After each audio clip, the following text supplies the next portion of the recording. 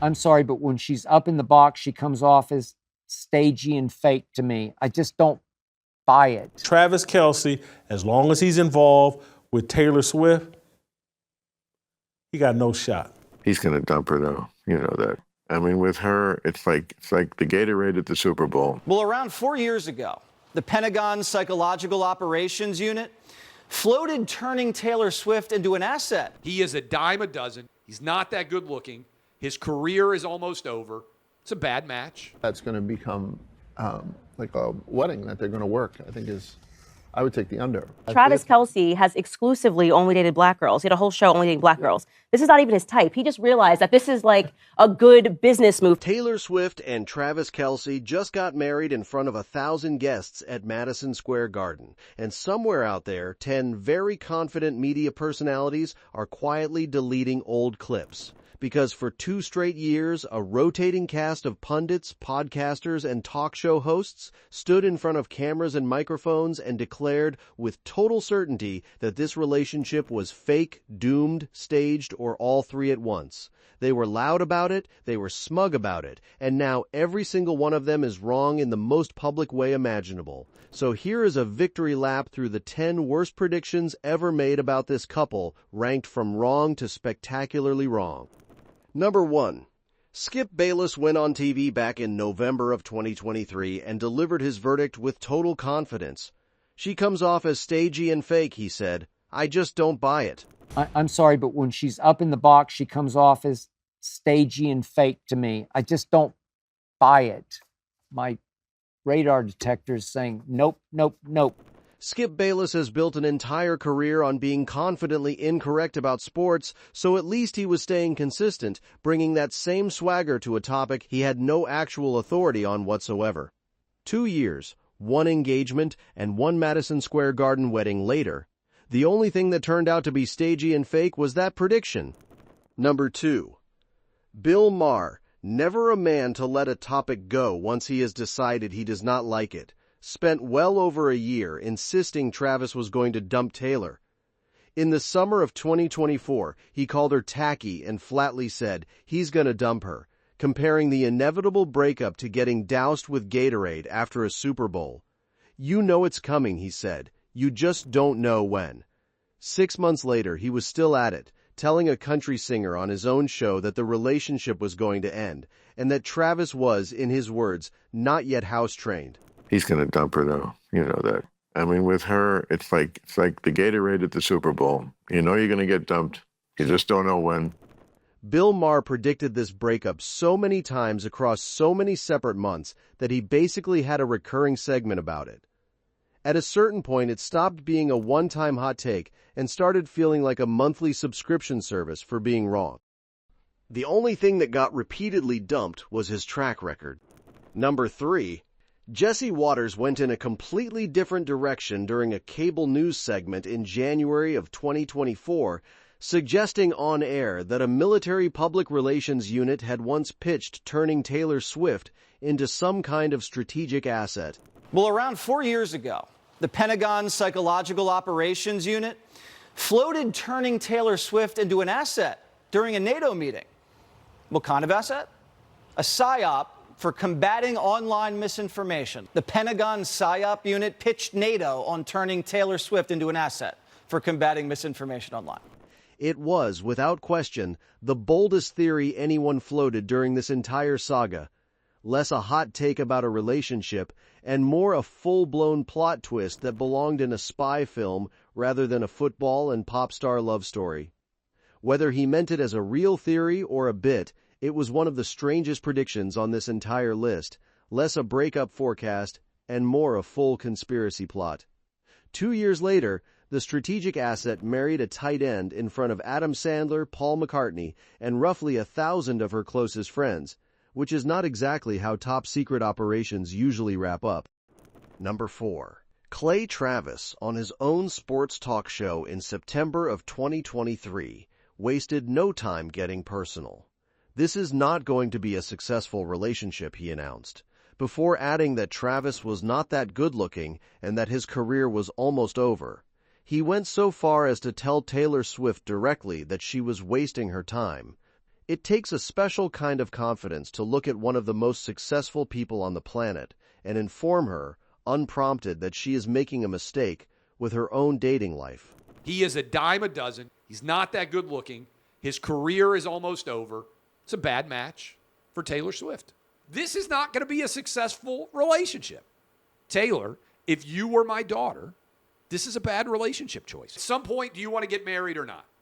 If you want to get married, and if the purpose of dating is to get married, you are wasting your time with Travis Kelce. Travis has since won more football games, signed more endorsements, and gotten married at one of the most famous venues on the planet. Wasting her time is quite the take in hindsight. Number 5. Jason Whitlock titled an entire episode of his show around the idea that Travis had, in his words, sacrificed his manhood to shill products in order to date pop's princess of progressive politics. He framed the whole relationship as a corporate arrangement rather than an actual relationship, complete with a title dramatic enough that it sounded more like a movie trailer than a media commentary. I want to apologize to career women up front if you're offended by this, but avoid them. Avoid them. Because you need to be in control. You need to be man of your house and your relationship. And Travis Kelce, as long as he's involved with Taylor Swift, he got no shot. It is one thing to be wrong about a couple. It is another thing to build an entire episode title around being wrong about a couple.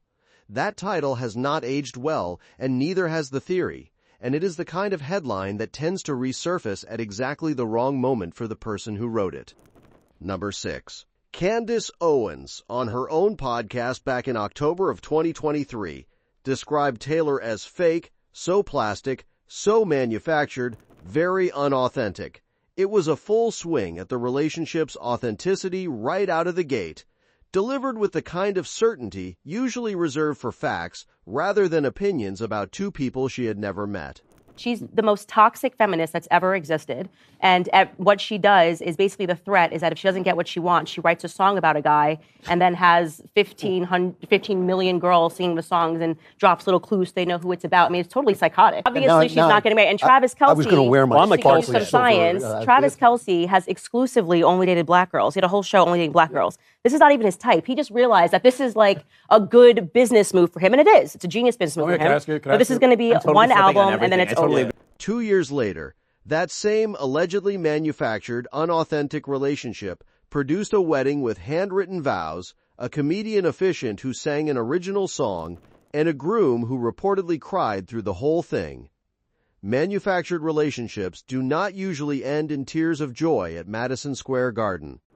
Number 7. Tucker Carlson, in a segment that leaned hard into the theory, was asked directly whether the entire relationship might be some kind of coordinated operation, and rather than shutting the idea down, he responded in a way that basically let it breathe. It was less a prediction and more a wink at a conspiracy theory, the kind of answer that tells an audience exactly what it wants to hear without technically committing to anything. Are Taylor Swift and Travis Kelce getting married, or is this just a publicity stunt? Well, I don't know. I'm just being, I got to be honest with you. I did not go to Princeton, so I don't have as much information about Taylor Swift. If I had that coveted Ivy League degree, but I will say this. I mean, I wouldn't know Taylor Swift if she got in the shower with me. I've never heard her music. I don't know anything about Taylor Swift. And if this was somehow a coordinated operation the whole time, it was an incredibly elaborate one, ending in an actual marriage, actual vows, and an actual honeymoon. That is a lot of effort for a psyop. And frankly, a strange use of resources if the goal really was some grand strategic plan. Number 8. Dave Portnoy and his crew built an entire rundown episode in September of 2024 around the question, is this relationship fake? Treating it like a legitimate ongoing investigation into whether the whole thing was scripted. It made for a fun debate. It did not make for an accurate one. To have two super fans think that that's going to become like a wedding that they're going to work, I think I would take the under. I think. But what do I know? I don't know. When you're that famous, do you even get married? Yeah, right. What's the point? The scripted relationship just legally became a marriage, complete with a marriage license, an officiant, and 1,000 witnesses, which is generally considered fairly convincing evidence in most investigations. Number 9. Lunchbox from the Bobby Bones Show went viral before the wedding, claiming the relationship was fake like Tom Cruise, insisting he was totally convinced it was one big publicity stunt.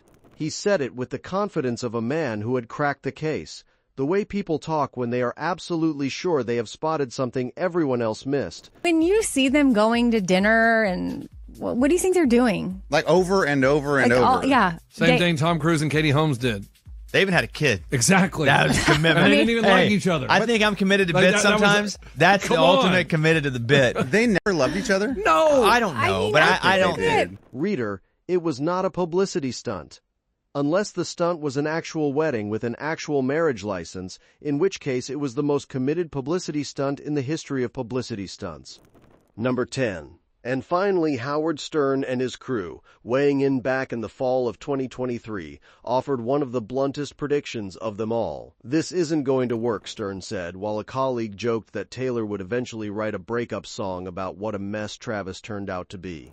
Stern agreed without hesitation. He's going to blow it, he said, delivering the line with the same casual certainty he might use to predict tomorrow's weather. Oh, Taylor Swift's not a small girl. I mean, she's tall. I don't know how tall she is, but he looks like Frankenstein carrying a little girl to the river. Remember that scene where Frankenstein accidentally kills a little girl because he doesn't know his strength? Like, oh my God, he picks her up. No wonder she's in love with him. Travis is 6'5" and built like a tank. He's pretty ripped. You know, he's a fucking professional athlete. He's a football player.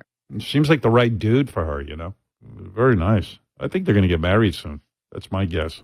2 years later, instead of blowing it, Travis walked down an aisle inside Madison Square Garden and became a husband.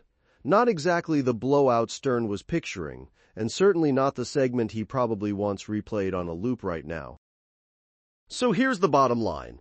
10 different voices across sports talk, cable news, and podcast studios spent 2 years confidently predicting that Taylor Swift and Travis Kelce would break up, that the relationship was fake, staged, doomed, or some kind of secret operation dressed up as a love story. Every single one of them was wrong. Not a little wrong, completely spectacularly, on the record, in front of an audience, wrong. And the receipts are not going anywhere, which means every time this couple posts an anniversary photo, celebrates a birthday, or simply shows up to another football game together, somewhere out there, one of these 10 people has to sit with the fact that their big, confident prediction aged about as well as day-old Gatorade. There is a real lesson buried under all the humor here, and it is worth pointing out plainly. Predicting the end of someone else's relationship, especially a relationship you know nothing about beyond a highlight reel, is a bold move that rarely holds up. It is easy to sit behind a microphone and declare that two people you have never met are doomed. It is much harder to actually be right about it, and as it turns out, none of these 10 were. Taylor and Travis were never obligated to prove anyone right or wrong. They simply lived their lives, showed up for each other at games and shows and award ceremonies, and eventually walked down an aisle together while every single one of these predictions sat quietly in the archive, waiting to be dug back up, which, of course, is exactly what just happened. So somewhere tonight, 10 media personalities are hoping nobody remembers what they said. Unfortunately for them, the internet remembers everything. Screenshots exist forever, and Taylor and Travis just gave the whole world the perfect occasion to look back and hit replay on every single one of these predictions. 10 confident voices, 10 confident predictions, and 10 predictions that are now permanently filed under the same folder as every other celebrity breakup rumor that simply never happened. Consider this. The official closing statement on that particular chapter of the discourse filed, sealed, and ready to be pulled back out the next time anyone feels like making a confident, sweeping prediction about someone else's love life. That's all for this video, folks. See you next time.